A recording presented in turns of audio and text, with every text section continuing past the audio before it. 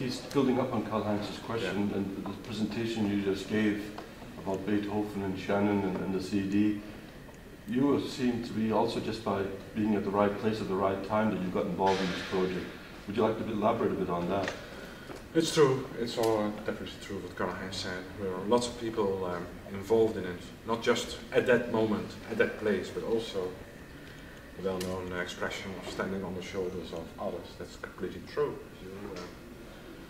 If you do coding technology, for example, for optical recording, then of course you stand on the shoulders of great mathematicians who prove that you can do the codes, and you stand on the shoulders of Claude Shannon, one of the men that mentioned, that said that error correction is possible actually. And you stand on the shoulders of the same Shannon who said, well, if you sample a sound or video signal fast enough, then you can reproduce that signal without any errors, without any quality loss.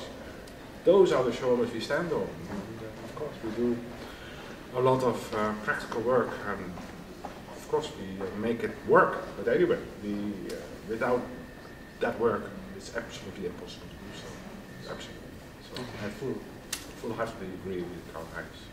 Thank you for that.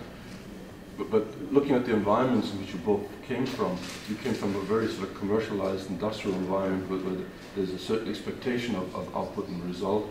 Whilst the university also has an expectation of output and result, I think the uncertainty factor is probably a bit more variable there.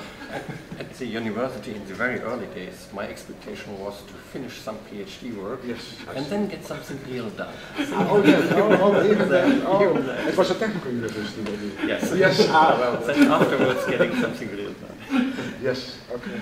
Well, I think that I'm discussing in the 75 or so, I was working at Philips Research, but it was, I think, a more academic environment than most universities at that time, and that has changed completely. In 75, Professor Kaasmit left in 72, and he was the director of research, but he did his own work at that time, okay? And part of the work was actually being nominated for a Nobel Prize, so we discussed real academic research at the time. So there was no outcome. As long every outcome is a good outcome, that's what I said. Every result is a good result. In our case, there were ideas in mind. My thesis advisor thought we should be able to send music over phone lines. And the patent examiner looked to the state of the art and said, no, that's too much data, that's not possible. And I initially agreed with the patent examiner. Yeah, of course. But I was given the task to see what is possible at which bit rate, between 64 kilobit and 2 megabit per second. I see, yes. And there we had some ideas that this might be useful, but real doubts whether it's possible. It took, in fact, quite some years until we really found, yes, you can code music in a way that even the golden ears get into trouble with distinguishing. You also probably, if I might ask a question, you also needed, of course, the fast computers. That was also an enabling technology for MP3. Definitely. Yeah, I started with working on a mini computer with core memory. A fax computer or something? No, even before. Oh. No, that was an HP. And it was not multitasking yet, so I had to wait until I got assigned a slot to use the system. I see. And then we got a newer HP with multitasking, later on the VAX, micro VAX. And then we had a total storage of 129 megabyte on one of the systems, and that's where most of the work, the early work had been done. I can remember those numbers. Yes. Those were in the 80s or so, early 80s. Yeah. It's fascinating. Huh? It is much back. But one thing that sort of always strikes me is, like, we look at how you come back, you wanted a PhD, you were given a task to work in, and if you accumulate your life's work, it revolves around this area. Yeah. Why did you get stuck in it, like, instead of saying inverted brackets? Because you could have easily moved on to something else, maybe. Yes, most of the people, of course, well, at Philips Research it was demanded that you changed your job every 5 years or so. So they wanted to have versatile people. They said, okay, not just an expert. They didn't like experts. I don't know. Now they like experts. So it's, at that time they didn't like experts. They wanted to have versatile people because, well, the main argument was that most inventions were on the borders of two disciplines. Okay, so if we had one in that discipline, that was the argument. But that argument was lost during the last 10 years or so, because now also people are hired as with a PhD as being an expert. In my time, in the 70s or 80s, that was absolutely not done. So you hired a nuclear energy expert who had a PhD in that, and he was doing optical recording or something, okay? For that reason, because you didn't like experts. That was the fact, more or less. And maybe you had the same experiences. Yeah, for me it's interesting. I thought I would go to different subjects. I see. What happened was I stayed with similar subjects but with different roles over time. I see. I, at one point, was a PhD student, happily typing, testing with the headphones. Then we got the digital audio broadcasting project, many more resources, Fraunhofer coming in, a team of people. So I got in between being some sort of scientific lead, but working with others. Then we got standardization. Suddenly it was politics. Some people, including your company at that time, telling stories in the standardization group where I thought, oh, he must know it's not true.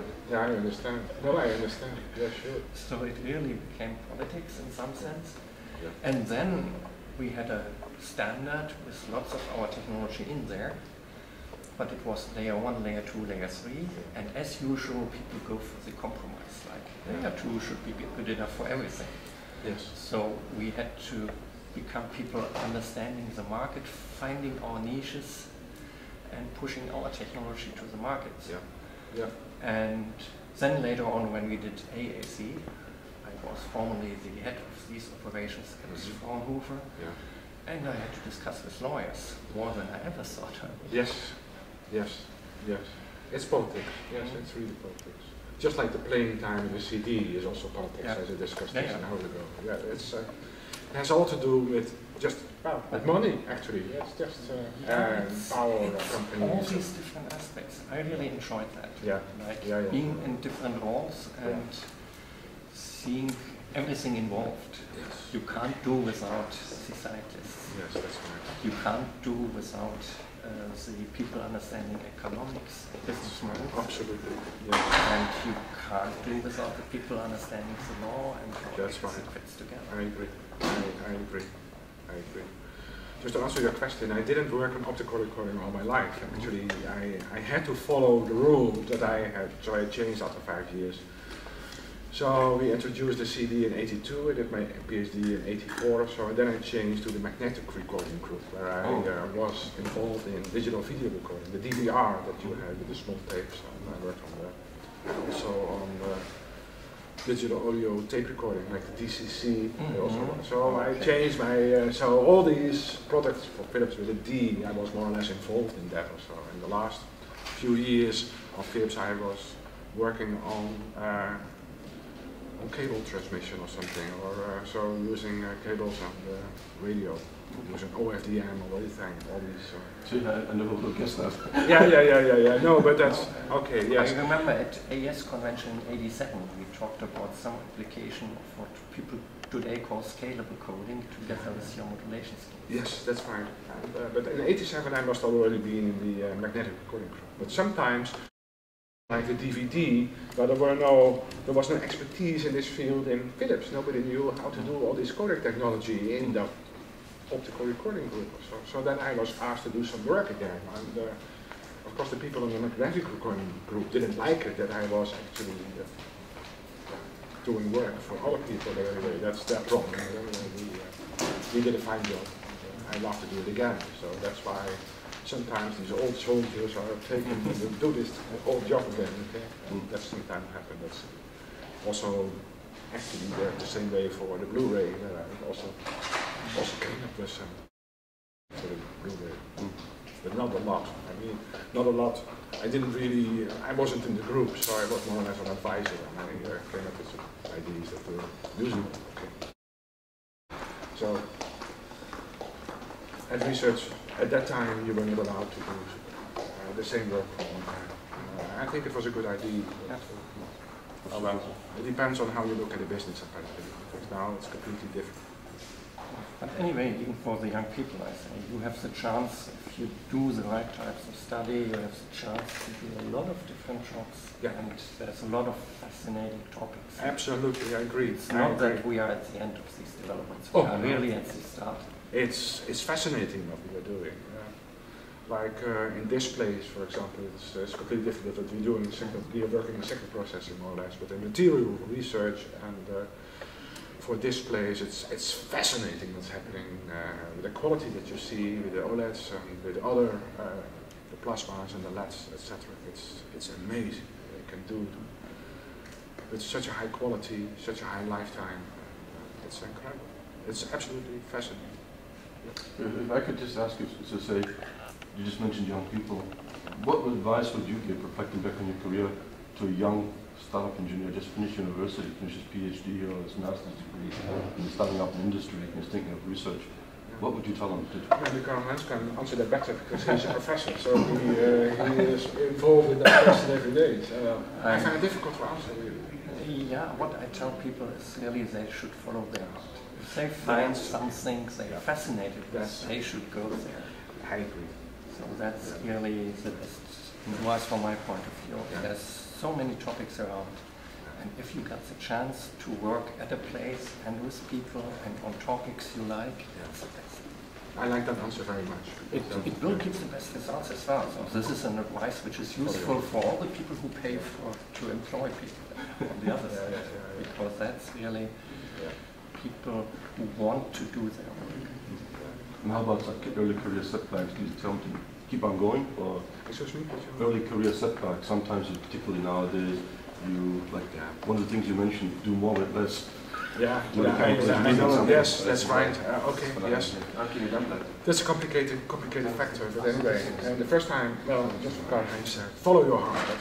That's the best advice. Sometimes you have to change, like in the old days of research, you have to change your topic, and then again you have to follow your heart. And but sometimes, well, the first love is of course your first love, and you will love it probably for the rest of your life. And it's always good to broaden your view as well. So go to a different country, come back please, but still it's good to go somewhere else. And look into different topics as well, or at least understand them. I remember when I first came to ICAS, International Conference on Acoustic Speech and Signal Processing, in '87. There were so many topics I didn't understand anything about it, so I just went to sessions and listened to talks where I understood 5% of what they are saying. Oh, you're really so tried to broaden my view. I see. I also, well, one of the advice that maybe for the midlife people in the industry or so, I was given the advice to teach, actually, to go to university and to teach. So that's probably not an advice that you will be given because you're already at university, but I think that's was a wise, very wise advice that I received from older colleagues. Take some time, not just do all the work, but also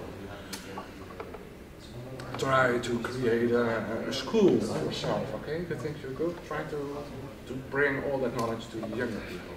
That's also, I think, for people in the industry, I think that's good advice too. Yeah, good. Thank you all for your contributions. It's a very interesting discussion. And I think there's a lot here that young people, not just young people, anybody, even people like me, can still learn from this discussion. Thank you very much for the conversation. Thank you.